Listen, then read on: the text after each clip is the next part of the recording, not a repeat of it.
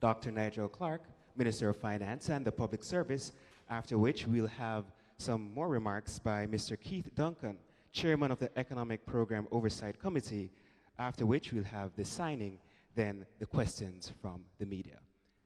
Minister? Thank you. Good morning, everyone, and thank you for coming to this early morning press conference. We hope that you were able to have your breakfast before you came. Today, the government of Jamaica, through the Ministry of Finance and the Public Service, will be signing an MOU with the Economic Program Oversight Committee that extends the domestic monitoring arrangement with EPOC beyond the end of the precautionary standby arrangement with the IMF. The government is far advanced in enacting legislation that will modernize the central bank, inclusive of institutionalizing independence in the implementation of monetary policy. We are also working towards legislation that will give rise to a fiscal council that will strengthen Jamaica's fiscal responsibility framework and be an independent arbiter of Jamaica's fiscal rules.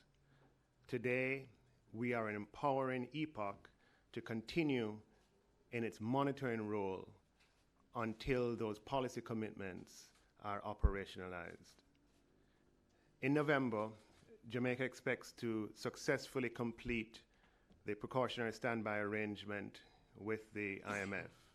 And this follows on the successful early termination of the extended fund facility with the IMF in November of 2016. Together, this represents approximately 6.5 years of successful program implementation in the context of successive IMF programs. Over this period, Jamaica's debt has been reduced significantly, macroeconomic stability has become entrenched, economic growth has returned, and there's been a substantial growth in employment. This macroeconomic success over this 6.5-year period is a Jamaican success story, and a Jamaican success story that is recognized around the world. This success is wholly and completely attributable to the work and determination and the sacrifice of the Jamaican people. And we owe it to the Jamaican people to preserve these gains, to build on these gains, even as we work towards addressing other challenges. Together with our agreement with the IMF to keep its offices open in Jamaica for 2 years after the end of the program, these decisions are a clear demonstration of the government's commitment and intent to maintain a credible macroeconomic path, inclusive of a fiscal trajectory that's consistent with our fiscal responsibility framework long into the future, providing a foundation for economic opportunity for current and future generations. Thank you.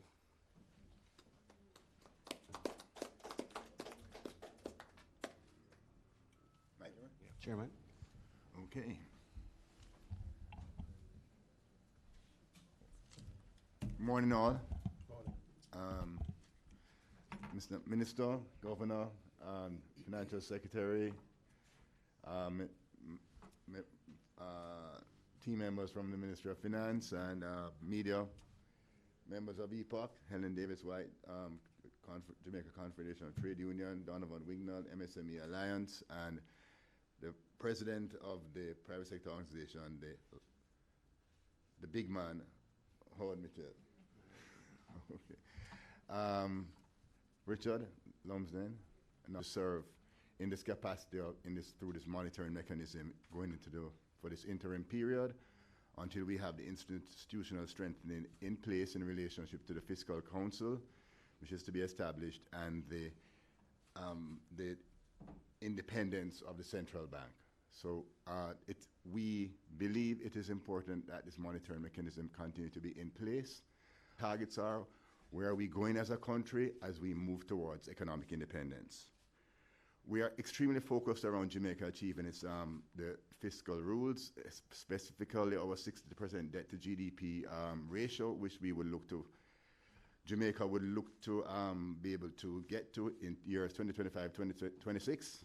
It is extremely important. We can only imagine the kind of resources that would be freed up for wider Jamaica for investment in our people, in our human capital, in our infrastructure. Really and truly, that will be, we are already seeing the fruits of, fiscal responsibility in relationship to our ability to invest in capital expenditure, in infrastructure, in even this year in the national security apparatus.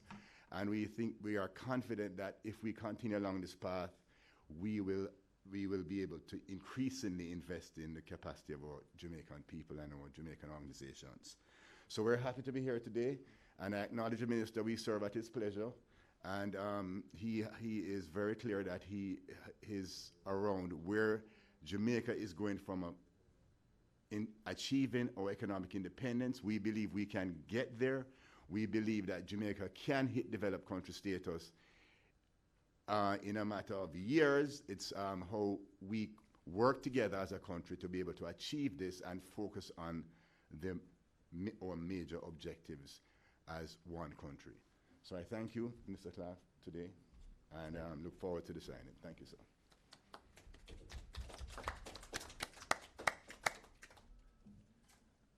Ladies and gentlemen, we may begin the signing.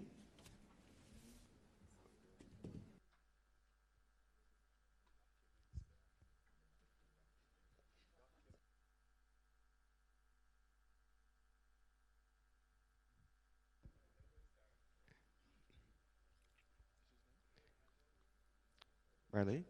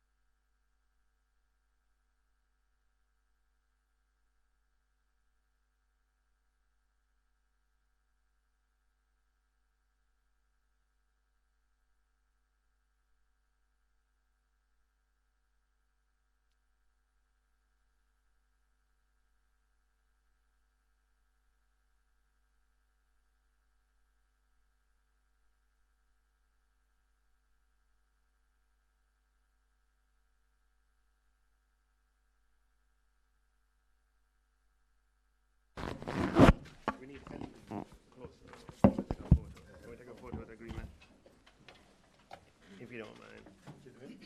Is it,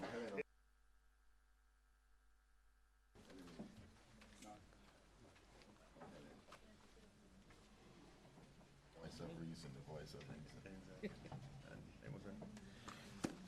all right, can we hold you in view? Yeah. No, no, Hold it in like this is okay? Tight. Come closer in. tighten up. Yeah. The belly. Yeah, suck in the belly. Okay. Yeah.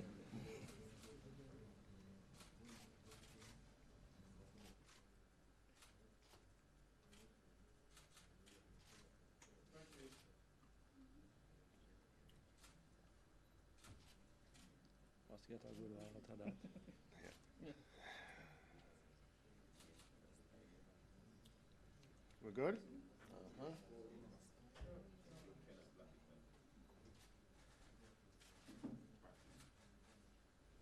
All right, thank you. Yeah. Just When you guys, question. who keeps copies now? We'll work it out. We're working on the matter. Thank you, ladies and gentlemen. In the interest of time, I will just ask 2 questions to be asked by the members of the media. So, It's okay. Minister? It's okay. Let's go ahead. What time period does the agreement cover?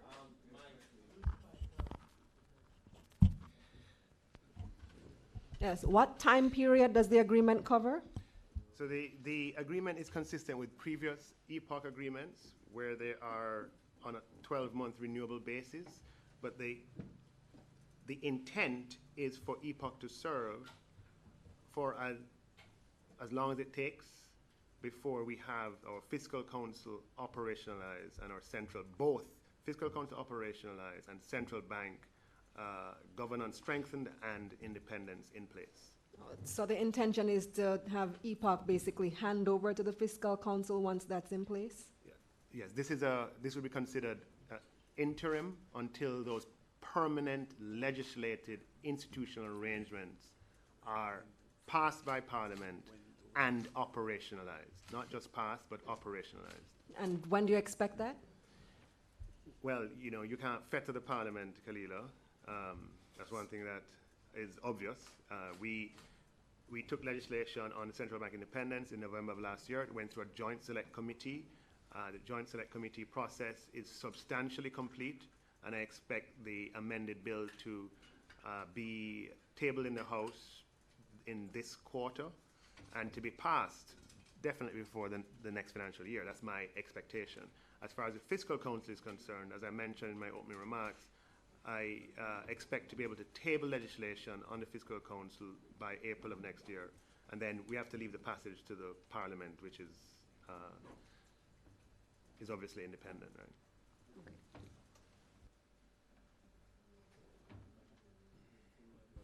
I'm Joe Nels here from Loop News. Before, you had the IMF as a overall watchdog, basically. Now that you don't have that, what guarantee we have that EPOC will have some teeth to ensure that the government does what they are supposed to be doing?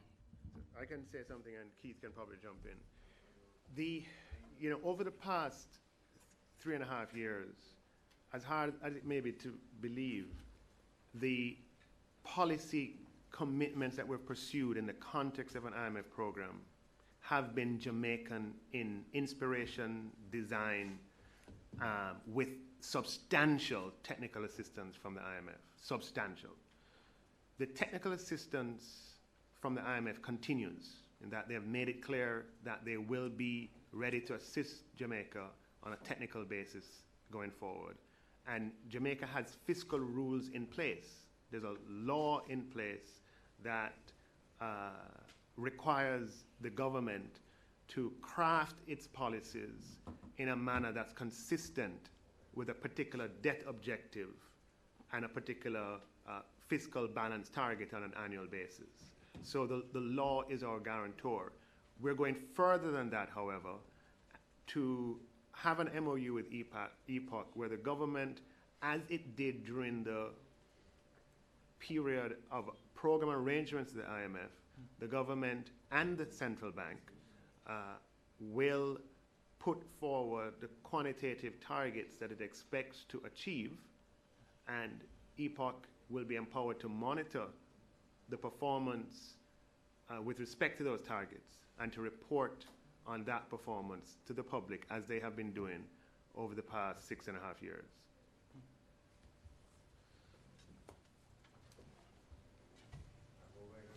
Are there any more questions? I have nothing much to add to that. EPOC will continue to serve with the same level of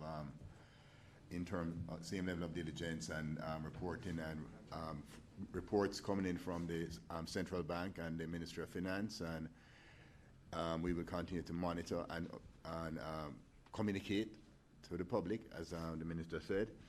And where we have concerns, we will bring it to the attention of the public. We will bring it to the attention of the minister in discussion from time to time. But we will we have a responsibility and a duty to report on Jamaica's targets, Jamaica's economic program, and policy commitments that the Jamaica government put forward in its economic program. Are there any more questions? Okay, that seems to be the conclusion of the questions. I once again thank you so much for coming to this very early signing ceremony. I ask that you all have a very good rest of day. Thank you.